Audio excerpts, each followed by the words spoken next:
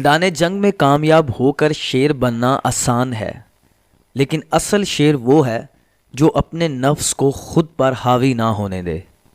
انسان وہی ہے جو اپنے خالق کو پہچان لے۔ بہت سے انسان شکل میں انسان ہیں، لیکن ان میں انسانیت بالکل نہیں ہے۔ حقیقی سکون صرف اس وقت ملتا ہے جب آپ تنہائی میں خدا سے لو لگاتے ہیں۔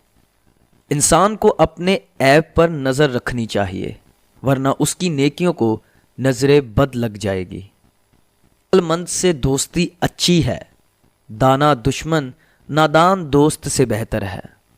عبادت کا مزہ ان لوگوں کو آتا ہے جو حلال رزق کماتے ہیں۔ اب آپ کے ساتھ آپ کا سلوک ایسی کہانی ہے جو لکھتے آپ ہیں، لیکن آپ کی اولاد آپ کو پڑھ کر سناتی ہے۔ تمہیں پروں کے ساتھ پیدا کیا گیا ہے، تم کیوں زندگی میں رینگنے کو ترجیح دیتے ہو؟